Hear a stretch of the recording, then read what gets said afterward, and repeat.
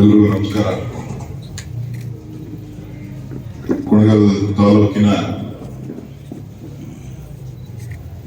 ಎಲ್ಲ ಹಿರಿಯರೇ,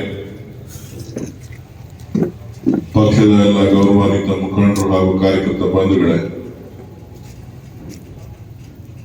ಎಲ್ಲ ನನ್ನ ಸಹೋದರ ಸಹೋದರಿಯರೇ, ಸ್ನೇಹಿತರೆ, ವೇದಿಕೆ ಮೇಲಿರ್ತಕ್ಕಂಥ ಎಲ್ಲ ಗೌರವಾನ್ವಿತ ಮುಖಂಡರೇ, ಶಾಸಕರಾದಂಥ ಡಾಕ್ಟರ್ ರಂಗನಾಥ್ ಅವರೇ, ಮಾಧ್ಯಮದ ಸ್ನೇಹಿತರೆ,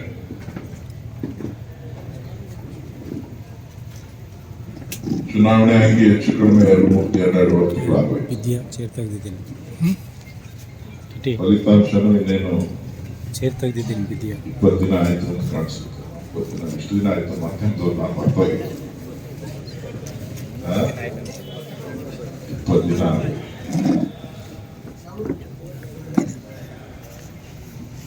ನಿಮ್ಮನ್ನ ಭೇಟಿ ಮಾಡಿ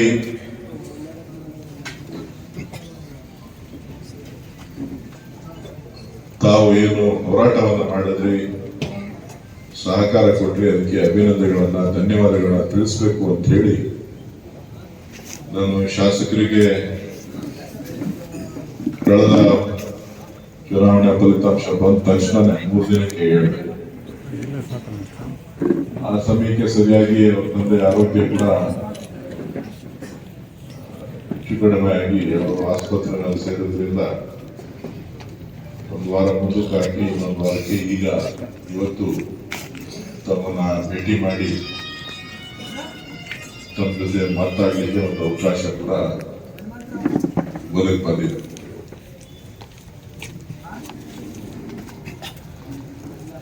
ಇವತ್ತೇನು ಕುಣಿಗಲ್ಗೆ ನಾನು ಮೊದಲನೇ ಬಾರಿಗೆ ಬಂದಾಗ ನಾನೇನು MP ಆಗಿರ್ಲಿಲ್ಲ. ಈಗೂ ನಾನು ಹೋಗ್ಬೇಕಾದ್ರೂ MP ಆಗಿರ್ಲಿಲ್ಲ. ಬಂದಾಗ ಬಹಳ ಪ್ರೀತಿಯಿಂದ ಸ್ವಾಗತಿಸಿದಿರಿ, ನಂಬಿಕೆಯನ್ನ ಇಟ್ಟಿದ್ರಿ, ವಿಶ್ವಾಸವನ್ನ ವ್ಯಕ್ತಪಡಿಸಿದ್ರಿ, ಅವಕಾಶವನ್ನ ಕೊಟ್ರಿ. 10 ವರ್ಷ 8 ತಿಂಗಳ ಕಾಲ ಸುಮಾರು 3 ಚುನಾವಣೆಯಲ್ಲಿ ನಿಮ್ಮದೇ ಆದಂತ ರೀತಿಯಲ್ಲಿ ನನಗೆ ಆಶೀರ್ವಾದವನ್ನ ಮಾಡೋದ್ರ ಮುಖಾಂತರ ಈ ಕ್ಷೇತ್ರದಲ್ಲಿ ಕೆಲಸ ಮಾಡಲಿಕ್ಕೆ, ಈ ತಾಲೂಕಿನ ಅಭಿವೃದ್ಧಿಯ ಬಗ್ಗೆ ಚಿಂತನೆ ಮಾಡಲಿಕ್ಕೆ ಒಂದು ಅವಕಾಶವನ್ನ ಒದಗಿಸ್ಕೊಟ್ರಿ.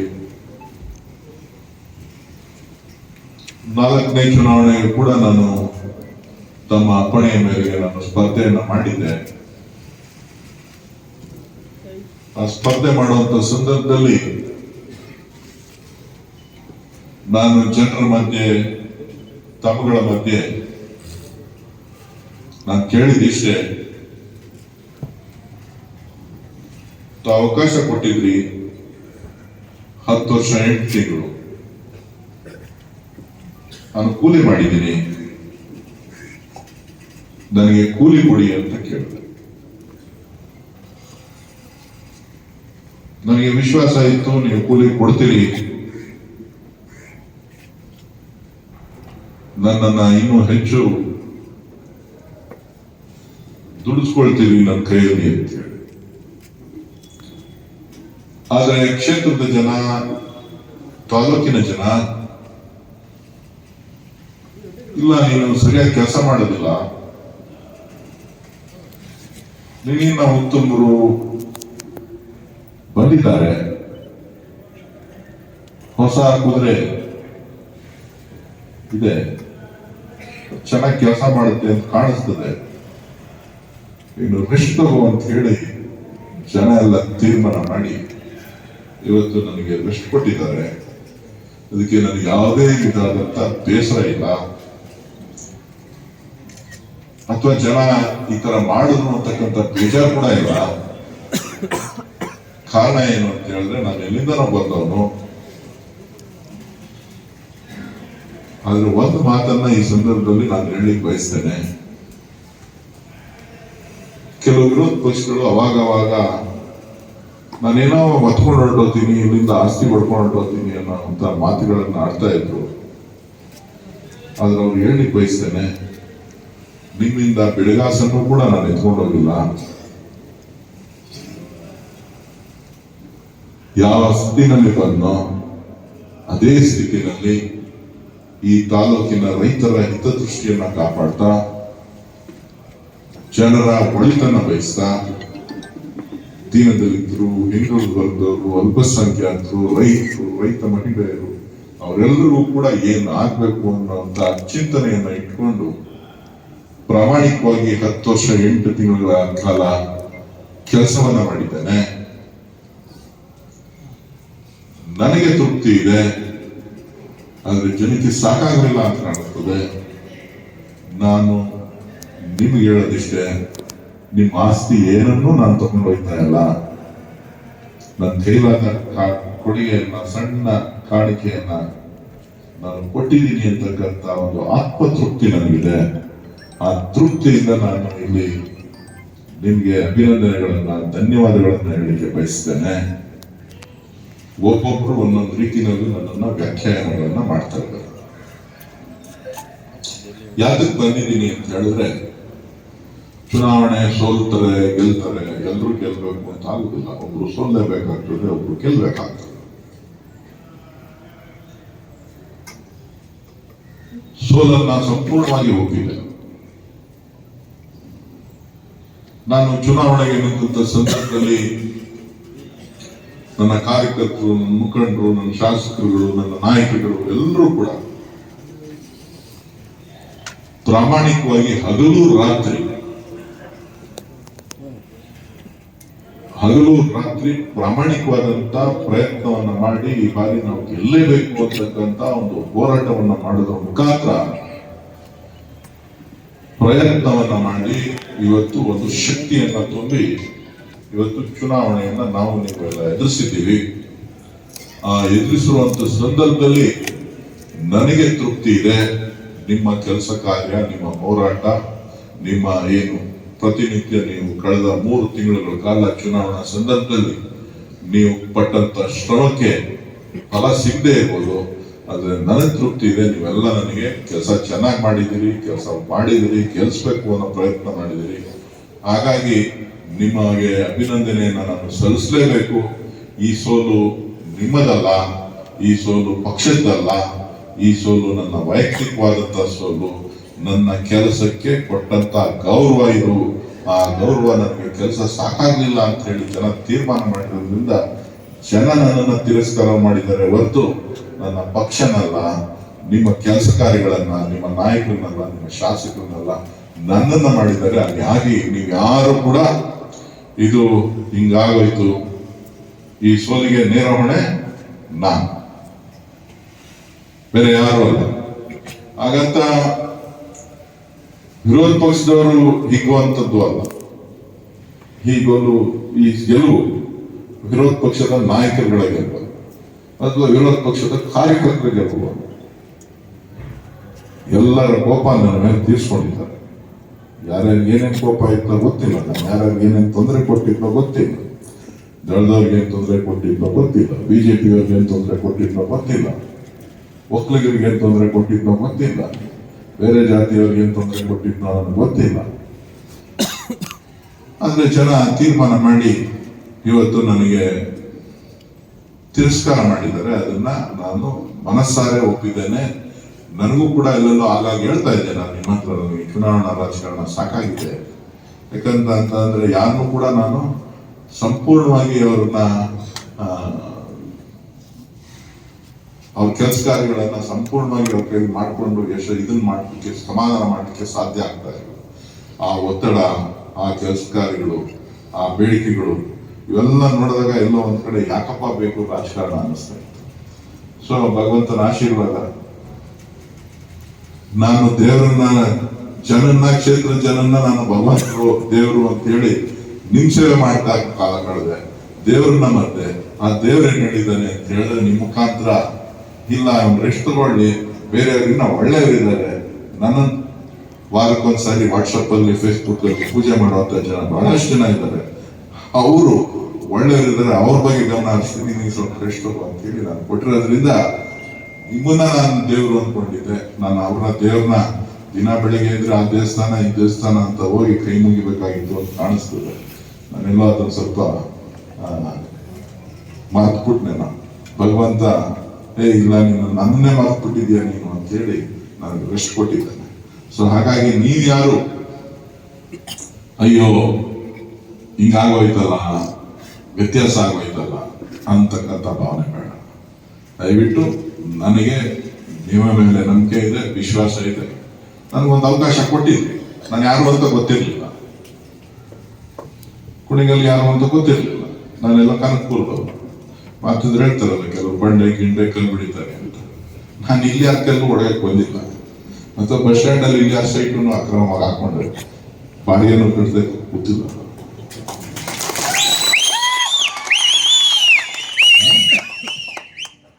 ನಾನೇನು ಎತ್ಕೊಂಡು ಹೋಯ್ತಾ ಇಲ್ಲ, ನನ್ನೇನು ಎತ್ಕೊಂಡು ಹೋಯ್ತಾ ಇದ್ದಾನ ಮಧ್ಯಾಹ್ನದವರು 5 ಪೈಸನೂ ಎತ್ಕೊಂಡು ಹೋಯ್ತಾ ಇಲ್ಲ. ಎಲ್ಲಾನು ಇಲ್ಲೇ ಬಿಟ್ಟು ಹೋಯ್ತಾ ಇದ್ದೀನಿ. ಕುಣಗಲ್ ತಾಲೂಕಿನ ಜನರಿಗೋಸ್ಕರ ಬಿಟ್ಟು ಹೋಗ್ತಾ ಇದ್ದೀನಿ. ನಾನು ಯಾವುದನ್ನು ಕೂಡ ನಾನೇನು ನಿರೀಕ್ಷೆಯನ್ನು ಮಾಡಲಿಲ್ಲ. ಇವತ್ತು ಅವಕಾಶ ಸಿಕ್ಕಂತ ಸಂದರ್ಭದಲ್ಲಿ ನಾನು ಹೇಳಿದಾಗೆ ಸಾಕಷ್ಟು ಕೆಲಸ ಕಾರ್ಯಗಳನ್ನ ಮಾಡುವಂತ ಪ್ರಯತ್ನ ಮಾಡಿದ್ದೀನಿ. MP ಅಂದ್ರೆ ಸುಮಾರು ಜನ ನೋಡಿದ್ವಿ. ಬಸವರಾಜ್ ಅವರು ಇದ್ರು, ಮಲ್ಲಿಕಾರ್ಜುನ್ ಖರ್ಗೆ ಮಲ್ಲಿಕಾರ್ಜುನ್ ಅವರು ಇದ್ರು, ಭಾಸ್ಕರ್ ಅವರು, ಸಾಕಷ್ಟು ಜನ ನೋಡಿದ್ದೀವಿ. ದೇವೇಗೌಡರು, ಕುಮಾರಸ್ವಾಮಿ ಅವರು. ಇನ್ನೇನು ತಲೆ ಕೆಡಿಸ್ಕೊಳ್ಳೋಂಗಿಲ್ಲ. ಬಾರಿ ಎಲ್ಲ ಇಲ್ಲೇ ಬಂದ್ಬಿಡ್ತದೆ. ಭಾರಿ ಕೈಗಾರಿಕೆ ಇಲ್ಲ ಕುಣಿಗಲ್ ಬರ್ತಾ ಇದೆ. ಹಾಸನ ಮಧ್ಯೆ ಒಂದು ಇಂಡಸ್ಟ್ರಿ, ಯುವಕರಿಗೆಲ್ಲ ಉದ್ಯೋಗ ಸೃಷ್ಟಿ ಮಾಡೋದಕ್ಕೋಸ್ಕರ ಒಂದು ಉದ್ಯೋಗನ ತರ್ತಾರೆ ಅಂತಕ್ಕಂಥ ಭರವಸೆ ನನಗಿದೆ. ಯಾಕಂದ್ರೆ ಆಸ್ಪತ್ರೆಯೂ ಆಗುತ್ತೆ. ಅವ್ರ ವಿಚಾರ ನನಗೆ ಬೇಡ, ನಾನು ಬೇರೆ ವಿಚಾರ ಮಾಡಕ್ ಹೋಗಲ್ಲ. ನಿಮ್ಮ ಉದ್ಯೋಗದ ಸಮಸ್ಯೆಗಳು ಬಹಳಷ್ಟು ನಿರೀಕ್ಷೆ ಇತ್ತು ಅಂತ ಕಾಣಿಸ್ತದೆ. ಈಗೇನು ತೊಂದರೆ ಏನಿಲ್ಲ. ಈಗ ಏನ್ ಬೇಕೋ ಅದನ್ನ ನಿಮ್ಗೆ ಅನುಕೂಲ ಮಾಡಿಕೊಡ್ತಾರೆ. ಈಗ ಕೆಲವರು ವ್ಯಾಖ್ಯಾನ ಮಾಡ್ತಾ ಅಧಿಕಾರಿಗಳಿಗೆ ಸುರೇಶ್ ಅವರು ಬಹಳ ಏಕವಚನದಲ್ಲಿ ಮಾತಾಡ್ತಾ ಇದ್ರು, ಗದರಿಸ್ತಾ ಇದ್ರು. ಅವ್ರ ಹತ್ರ ಕಾಸು ಕೊಡ್ಲಿ, ಕಮಿಷನ್ ಕೊಡ್ಲಿ ಅಂತ ಅಲ್ಲ ಏನ್ರಿ ಮಾಧ್ಯಮದವ್ರೆ.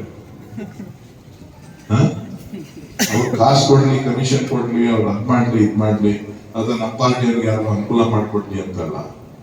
ಯಾವ ರೈತ, ಕಟ್ಟಕಡೆಯ ರೈತನಿಗೆ, ಯಾವ ಮಹಿಳೆಗೆ, ಯಾರಿಗೆ ಕಷ್ಟದಲ್ಲಿದ್ದಾರೆ ಅವ್ರು ಬಂದು ದೂರ ಹೇಳಿದಂತ ಸಂದರ್ಭದಲ್ಲಿ ಅವ್ರ ಕಷ್ಟಕ್ಕೆ ನೆರವಾಗಬೇಕು ಅನ್ನೋ ದೃಷ್ಟಿನಲ್ಲಿ ನಾನು ಅವ್ರನ್ನ ಕಠಿಣವಾಗಿ ಮಾತಾಡಿದ್ದೇನೆ ಹೊರತು ವೈಯಕ್ತಿಕವಾದ ನಾಜೂಕೈ ಪಾತ್ರ ಮಾಡ್ಲಿಕ್ಕೆ ನನಗೆ ಬರೋದಿಲ್ಲ. ನಾಜೂಕೈ ಪಾತ್ರ ಮಾಡ್ಲಿಕ್ಕೆ ನನಗೆ ಬರೋದಿಲ್ಲ. ನನ್ನ ನಡೆ, ನನ್ನ ನುಡಿ ನೇರವಾದದ್ದು. ನನ್ನ ಕಾರ್ಯಕ್ರಮಗಳು ನೇರವಾದದ್ದು. ನಾನು ಕೊಟ್ಟಂತಹ ಕಾರ್ಯಕ್ರಮಗಳು ಕ್ಷೇತ್ರದ ಜನರ ಹಿತ ದೃಷ್ಟಿಯಿಂದ, ಒಂದು ಪಕ್ಷದ, ಒಂದು ಕಾರ್ಯಕರ್ತರ ಹಿತ ದೃಷ್ಟಿಯಿಂದ ಕೊಟ್ಟಂತಹ ಕಾರ್ಯಕ್ರಮಗಳಲ್ಲ. ನಾನು ಇವತ್ತು ಕುಣಗಲ್ ತಾಲೂಕಿಗೆ ಏನು ಕಾರ್ಯಕ್ರಮಗಳನ್ನ ಕೊಟ್ಟಿದ್ದೇನೆ, 10 ವರ್ಷಗಳಾಗಿದೆ ನಾನು ವಾಟರ್ ಪ್ಲಾಂಟ್ಸ್ ಅನ್ನ ಮಾಡಿ, ಇವತ್ತು ಕೂಡ ನಡೀತಾ ಇದೆ. ಬೇರೆಯವರು ಲೋಕಸಭಾ ಸದಸ್ಯರುಗಳಾಗಿದ್ದಾರೆ. ಒಂದೇ ಒಂದು ಎಲ್ಲಾದರೂ ಎಲ್ಲೂ ಕಾಣಿಸೋದಿಲ್ಲ. ಅವರು ಕಾರ್ಯಕರ್ತರ ವರ್ಷ ಮಾಡೋದಕ್ಕೆ, ಕಾರ್ಯಕರ್ತರಿಗೆ ಅನುಕೂಲ ಆಗಬೇಕು ಮಾಡುವಂತ ಕಾರ್ಯಕ್ರಮ. ನಾನು ಜನರಿಗೆ ಅನುಕೂಲ ಆಗಲಿ ಅಂತ ಹೇಳಿ ಮಾಡುವಂತ ಕಾರ್ಯಕ್ರಮ.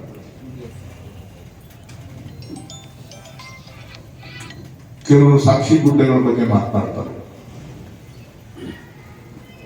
ಪಕ್ಕದಲ್ಲಿ ನಾಗಮಂಗಲ ಕ್ಷೇತ್ರ ಇದೆ, ಅದರ ಪಕ್ಕದಲ್ಲಿ ಹಾಸನ ಜಿಲ್ಲೆ. ಹಾಸನ ಜಿಲ್ಲೆ ಇತಿಹಾಸನ ನೆನೆಸ್ಕೊಳ್ಳಿಕ್ಕೆ ಹೋಗೋದಿಲ್ಲ. ವರ್ಲ್ಡ್ ಫೇಮಸ್ ಮಾಜಿ ಪ್ರಧಾನಮಂತ್ರಿಗಳ ಜಿಲ್ಲೆ. ಆ ಕುಟುಂಬದ ಬಗ್ಗೆ ನಾವು ಯಾರು ಮಾತನಾಡಬಾರದು.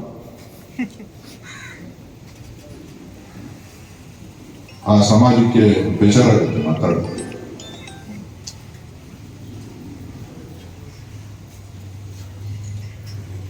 ಆದ್ರೆ ನಾನು ಯಾವತ್ತೂ ಕೂಡ ಯಾರನ್ನೂ ಕೂಡ ಬೇರೆ ದೃಷ್ಟಿನಲ್ಲಿ ನೋಡ್ಲಿಲ್ಲ. ಎಲ್ಲರನ್ನೂ ಕೂಡ ನಿಮ್ಮೆಲ್ಲರನ್ನೂ ಕೂಡ ದೇವರ ದೃಷ್ಟಿನ ನೋಡಿದ್ದೇನೆ ಹೊರತು ಬೇರೆಯವ್ರು ನೋಡಿದಂಗೆ ಬೇರೆ ದೃಷ್ಟಿ.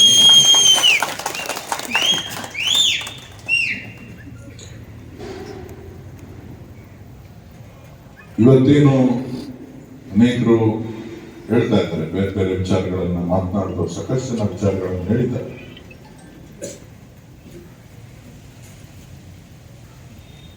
ಅಭಿವೃದ್ಧಿಗಳು ನಾನೇನು ಸಾರ್ವಜನಿಕವಾಗಿ ಇಂತಿಂತ ಕೆಲಸಗಳು ಆಗ್ತದೆ ಅಂತ ಹೇಳಿದ್ದೆ, ಆ ಎಲ್ಲ ಕೆಲಸಗಳು 100% ನಮ್ಮ ಸರ್ಕಾರದ ಅವಧಿನಲ್ಲಿ ಡಿ ಕೆ ಶಿವಕುಮಾರ್ ಅವರ ನೇತೃತ್ವದಲ್ಲಿ ಖಂಡಿತ ಆಗ್ತದೆ. ಅದರ ಬಗ್ಗೆ ಯಾರು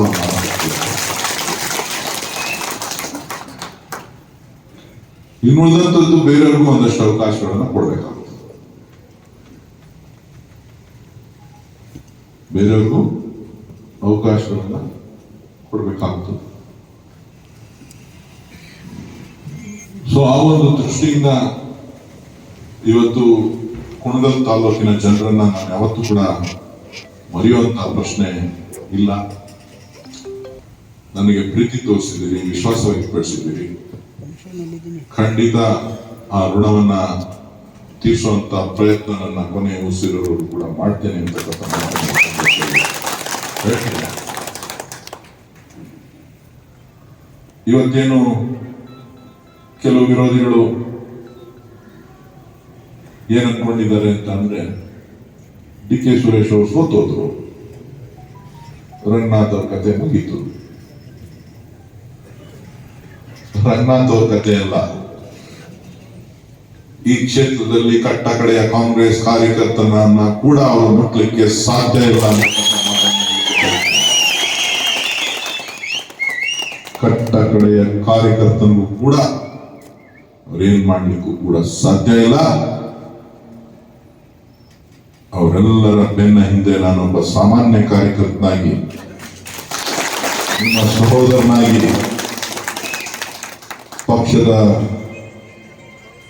ಕಾರ್ಯಕರ್ತನಾಗಿ, ಸಾಮಾನ್ಯ ಪ್ರಜೆಯಾಗಿ ನಿಮ್ಮ ಜೊತೆ ಕೈ ಜೋಡಿಸಿ ಪ್ರತಿಯೊಂದು ಹಂತದಲ್ಲೂ ನಿಂತು ನಿಮಗೆ ರಕ್ಷಣೆಯನ್ನ, ನಿಮ್ಮ ಕೆಲಸ ಕಾರ್ಯಗಳನ್ನ, ನಿಮ್ಮ ಏಳಿಗೆಯನ್ನ ನೋಡ್ತೇನೆ ಅಂತಕ್ಕಂಥ ಮಾತನ್ನ ಈ ಸಂದರ್ಭದಲ್ಲಿ ಹೇಳಿದ್ದೇನೆ.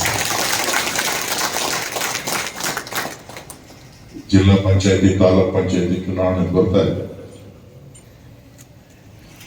ಯಾರು ಕೂಗಲ್ ಬೇಡ, ಅವರಿಬ್ರು ಒಂದಾಗ್ಬಿಟ್ಟಿದ್ದಾರೆ, ಏನೋ ಆಗುವುದು. ಚುನಾವಣೆಯಿಂದ ಚುನಾವಣೆಗೆ ಫಲಿತಾಂಶಗಳು ಬೇರೆ ಆಗ್ತದೆ. ರಾಜಕಾರಣದ ವ್ಯವಸ್ಥೆಯಲ್ಲಿ ಯಾವುದನ್ನ ಜನ ಒಪ್ಪುತ್ತಾರೆ, ಯಾವುದನ್ನ ಒಪ್ಪೋದಿಲ್ಲ ಅಂತ ಹೇಳಿ ಗೊತ್ತಾಗುತ್ತೆ. ಹಾಗಾಗಿ ಇವತ್ತು ಚುನಾವಣೆಗೆ ನಾವು ಸಿದ್ಧತೆಯನ್ನ ಮುಂದಿನ ದಿನಗಳಲ್ಲಿ, ಬಹುಶಃ ಇನ್ನೊಂದು ತಿಂಗಳೊಳಗಡೆ ರಿಸರ್ವೇಶನ್ಸ್ ಎಲ್ಲ ಕಂಪ್ಲೀಟ್ ಆಗ್ತದೆ ಅಂತ ಕಾಣಿಸ್ತದೆ. ಇನ್ನೊಂದು 15 ದಿನ, ಒಂದು ತಿಂಗಳೊಳಗಡೆ ರಿಸರ್ವೇಶನ್ಸ್ ಕಂಪ್ಲೀಟ್ ಆಗ್ತದೆ. ಆಗಸ್ಟ್ ಒಳಗಡೆ ಚುನಾವಣೆ ಬಂದರೂ ಬರ್ಬೋದು, ಚುನಾವಣೆ ಬರೋ ಸಾಧ್ಯತೆಗಳು ಜಾಸ್ತಿ ಇದೆ. ಸೊ ಹಾಗಾಗಿ ಜನರ ಹತ್ರ ಆಗುವಂತ, ಸಾರ್ವಜನಿಕರಿಗೆ ಬೇಕಾದಂತ ಕೆಲಸಗಳು, ಸಾರ್ವಜನಿಕರಿಗೆ ಸೋಲ್ಸ್ಬಿಟ್ರು, ಮೋಸ ಮಾಡ್ಬಿಟ್ರು, ಅವ್ರ ತೀರ್ಪನ್ನ ನಾವು ಒಪ್ಕೋಬೇಕು. ಮೋಸ ಮಾಡ್ಬಿಟ್ರು ಅಂತ ಹೇಳೋದಲ್ಲ, ನಿಮ್ಮಲ್ಲಿರ್ತಕ್ಕಂಥ ವೈಮನಸ್ಸುಗಳನ್ನ, ಭಿನ್ನಾಭಿಪ್ರಾಯಗಳನ್ನ ತಾವು ಮರಿಬೇಕಾಗ್ತದೆ. ಈಗ ನನ್ನನ್ನು ಸೋಲಿಸ್ಬೇಕು ಅಂತ ನೋಡಿ ಅಣ್ಣ ತಮ್ಮದಿರಿಬ್ರು ಜೊತೆ ಆಗ್ಬಿಟ್ರು. ನೀವ್ ಯಾರು ಹೇಳಿದ್ರಿಲ್ಲ ಕಿತ್ತಾಡ್ರಪ್ಪ ಅಂತ ಹೇಳಿದ್ರ? ಯಾರು ಹೇಳಿದ್ರು? ಕುಣಗಲ್ ತಾಲೂಕು ಅವ್ರು ಯಾರು ಕಿತ್ತಾಡ್ರಿ ಅಂತ? ಇಲ್ಲ, ಅವರೇ ಕಿತ್ತಾಡಿದ್ರು, ಅವರೇ ಒಂದಾಗಿದ್ರು. ಅವ್ರು ಯಾತಕ್ಕೆ ಒಂದಾಗಿದ್ದಾರೆ ಅಂತ ಅಂದ್ರೆ, ಕುಣಗಲ್ ತಾಲೂಕಿನ ಅಭಿವೃದ್ಧಿಯನ್ನ ಸಹಿಸಿಕೊಳ್ಳದೆ ಒಂದಾಗಿದ್ದಾರೆ.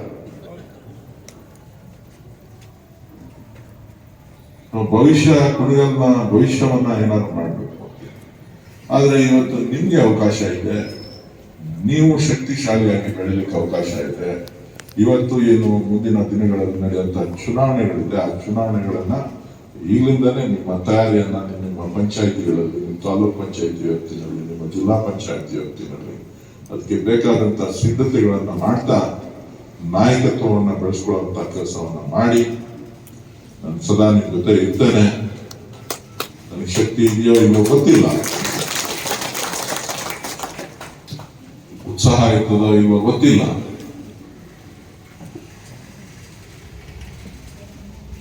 ಸೊ ಆದರೂ ಕೂಡ ನಿಮ್ಮ ಜೊತೆ ಒಬ್ಬ ಸಾಮಾನ್ಯ ಪ್ರಜೆಯಾಗಿ, ಒಬ್ಬ ಸಾಮಾನ್ಯ ಕಾರ್ಯಕರ್ತನಾಗಿ ಇರುವಂತ ಪ್ರಯತ್ನವನ್ನು ಪ್ರಾಮಾಣಿಕವಾಗಿ ಮಾಡ್ತೇನೆ, ನಿಮ್ಮ ಜೊತೆ ಇದ್ದೀನಿ ಅಂತಕ್ಕಂಥ ಮಾತನ್ನು ಹೇಳ್ತಾ ಮತ್ತೊಮ್ಮೆ ತಾಲೂಕಿನ ಪ್ರತಿಯೊಬ್ಬ ಮತದಾರರಿಗೆ,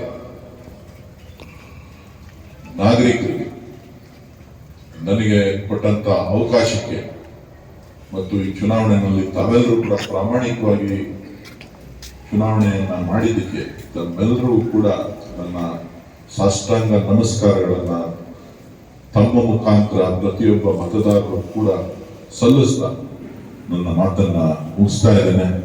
ಎಲ್ಲರಿಗೂ ಜೈ ಹಿಂದ್, ಜೈ ಕರ್ನಾಟಕ. ನಮಸ್ಕಾರ, ನಾನು ನಿಮ್ಮ ಪ್ರೀತಿಯ ಡಾಕ್ಟರ್ ಶ್ರಾವ್ಯ ಎಸ್ ರಾವ್. ನೀವು ಭಾವಸಿಂಚನ ಯೂಟ್ಯೂಬ್ ಚಾನೆಲ್ಗೆ ಸಬ್ಸ್ಕ್ರೈಬ್ ಆಗಿಲ್ಲ ಅಂದರೆ ಇವತ್ತು ಸಬ್ಸ್ಕ್ರೈಬ್ ಆಗಿ. ಧನ್ಯವಾದಗಳು. ಜ್ವರ ಬಂದಾಗ ಆಹಾರ ಏಕೆ ರುಚಿಸುವುದಿಲ್ಲ? ರಾತ್ರಿಯಲ್ಲಿ ಎಲೆಗಳು ಏಕೆ ಕಪ್ಪಾಗಿ ಕಾಣುತ್ತವೆ? ನಾವು ಏಕೆ ಕಣ್ಣನ್ನು ಮಿಟುಕಿಸುತ್ತೇವೆ? ಹಾಲು ಏಕೆ ಮೊಸರಾಗುತ್ತದೆ? ಅಲ್ಲಿ ಏಕೆ ಗೋಡೆಯಿಂದ ಬೀಳಲ್ಲ? ಚಿಕ್ಕ ವಯಸ್ಸಿನಲ್ಲಿ ಕೂದಲು ಬಿಳಿಯಾಗುವುದೇಕೆ? ಬೆಕ್ಕಳಿಕೆ ಏಕೆ ಬರುತ್ತದೆ? ಬೇಸಿಗೆಯಲ್ಲಿ ನಾವು ಏಕೆ ಹೆಚ್ಚು ಬೆವರುತ್ತೇವೆ? ಪ್ರಾಣಿಗಳು ಏಕೆ ಆಹಾರವನ್ನು ತಯಾರಿಸಿಕೊಳ್ಳುವುದಿಲ್ಲ? ಇಂತಹ 108 ಪ್ರಶ್ನೆಗಳಿಗೆ ಈ ಪುಸ್ತಕದಲ್ಲಿ ಉತ್ತರವಿದೆ. ನೀವು ಓದಿ ನಿಮ್ಮ ಮಕ್ಕಳಿಗೂ ಓದಲು ನೀಡಿ.